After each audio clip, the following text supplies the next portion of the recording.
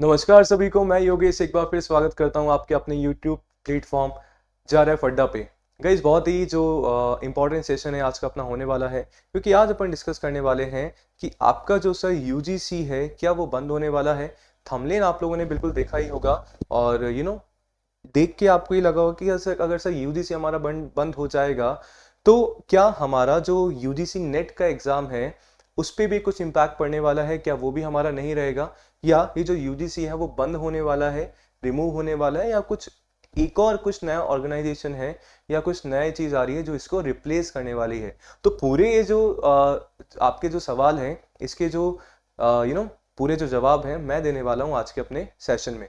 तो अगर चैनल पे फर्स्ट टाइम आए हैं तो लाइक सब्सक्राइब शेयर ज़रूर करना है। चैनल पे JRF अड्डा नाम का अपना चैनल है जिस पे अपन डिस्कस करते हैं और आपकी जो क्लासेस होती हैं यूजीसी नेट का जो अपन लोग सारी चीज़ें कर रहे हैं इस आपके अपने इस चैनल पे, चाहे आपका नेट JRF है, चाहे आपका PhD है, चाहे आपका असिस्टेंट प्रोफेसर है, या चाहे आपका कोई भी स्टेट का सेट का एग्ज़ाम है, पूरा बढ़िया तरह होती है हमारे चैनल पे आपकी तैयारी, क्योंकि हम इंश्योर करते हैं आपका selection.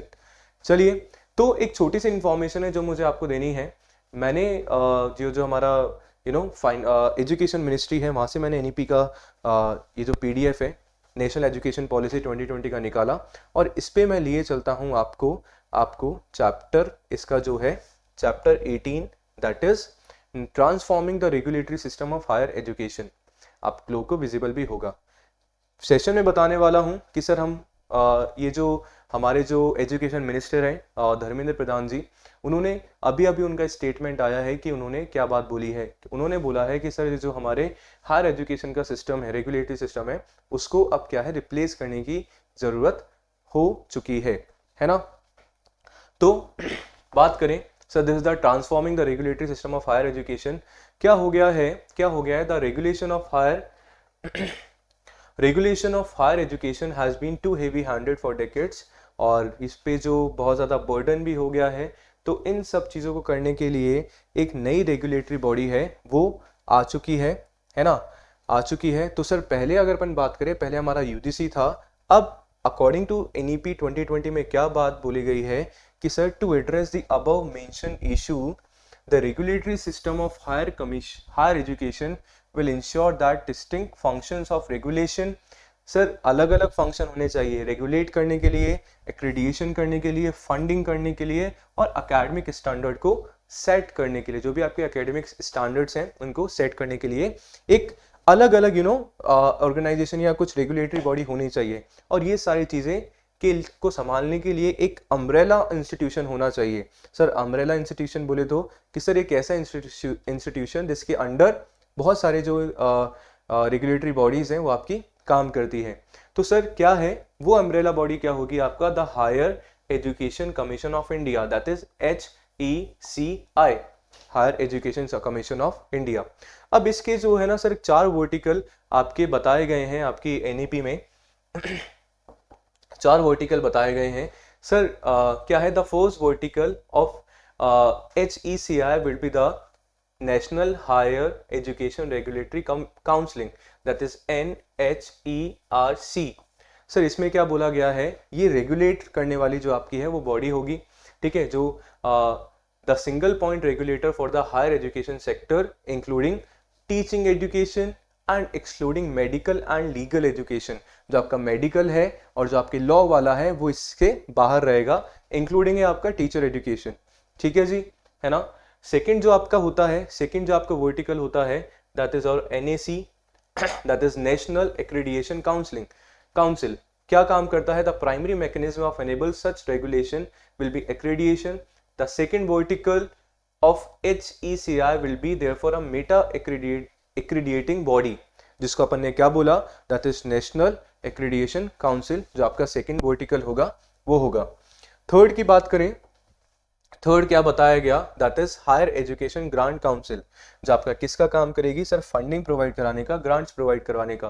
That is the third vertical of HECI will be the higher education grant council which would be carrying out funding and financing of higher education based on transparent criteria और बाकी की जो आपकी चीज़ें हैं। तो ये वाली जो बॉडी है वो प्रोवाइड कराएगी आपका सर फंडिंग और उससे रिलेटेड चीज़ें। और जो फोर्थ एंड लास्ट जो हमारा वर्टिकल है HECI का, वो क्या होगा sir, general education council, that is GEC। वो जो भी आपके एक्सपेक्टेड लर्निंग आउटकम्स हैं उस पर करने वाली है काम। तो ये चार हमारे सर क्या है, ये चार हमारे वर्टिकल हैं, चार हमारे वर्टिकल हैं किसके सर, HECI के, higher education commission of India के। ठीक है जी। सर हम बात क्यों कर रहे हैं, है ना, अभी आता है कि सर आपने बताया क्यों, तो मैं सीधे आपको लिए चलता हूं जो हमारे एजुकेशन मिनिस्टर हैं धर्मेंद्र प्रधान जी का जो स्टेटमेंट आया था। सर बोला गया है higher education commission of India bill to be introduce soon, there medical and law colleges not to be included. जहाँ पे सर मेडिकल और आपके जो लॉ कॉलेजेस हैं वो इंक्लूड नहीं होंगे। जैसे हमने अभी NEP में भी पढ़ा, मैंने आपको बताया कि जो मेडिकल है और जो आपके लीगल स्टडीज़ है, जो लॉ वाली जो स्टडीज़ है, वो आपके जो स्टूडेंट्स हैं लॉ कॉलेजेस हैं वो होंगे इससे बाहर। तो क्या बोला गया, the higher education commission of India HECI will be soon introduce in the parliament, but the medical and the law colleges will not be the part of it. जो मेडिकल और जो लॉ कॉलेजेस होंगे ना उसका part नहीं होंगे। तो ये किसने बोला, said union education minister mister Dharmendra Pradhan in an exclusive interview with the news agency PTI।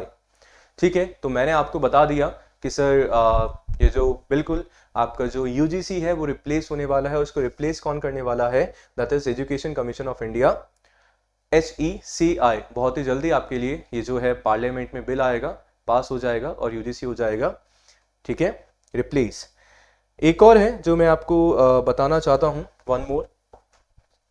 चलो, अब क्या क्या है इसमें, क्या क्या चीजें होने वाली हैं, क्या क्या चीजें होने वाली है, that is HECI propose in the new national education policy NEP looks to replace all 3 major higher education regulations. जो 3 मेजर हमारे हायर एजुकेशन रेगुलेशंस है उनको रिप्लेस करने वाला है, including UGC, AICTE and NCTE। Sir ये जो UGC होता है that is university grant commission, आपके नॉन टेक्निकल हायर एजुकेशन होता है। सर AICTE आपका जो टेक्निकल वाले होते हैं उनका हो जाता है। और सर आपका जो NCTE होता है आपका टीचर एजुकेशन में इनका योगदान होता है। ठीक है जी, है ना। तो बिल्कुल मैंने आपको बता दिया, मैंने आपको NEP बता दिया, मैंने आपको स्टेटमेंट बता दिए जो एजुकेशन मिनिस्टर धर्मेंद्र प्रधान जी ने दिए हैं। तो बिल्कुल सर क्या इसका हमारे UGC नेट एग्जाम पे इम्पैक्ट पड़ेगा, तो बिल्कुल नहीं पड़ेगा। आपका जो UGC नेट एग्जाम है बिल्कुल एज इट इज ही कंडक्ट होगा, NTA ही आपका कंडक्ट करवाएगा, तो बिल्कुल कोई घबराने वाली बात नहीं है। UGC रिप्लेस हो रहा है बट इट डजेंट मीन कि हमारा जो असिस्टेंट प्रोफेसर है वही हमारा बंद हो जाएगा। ठीक है जी, तो छोटी सी इन्फॉर्मेशन बतानी थी। सेशन में अच्छा लगा तो लाइक एंड कमेंट जरूर करें एंड शेयर करें। धन्यवाद।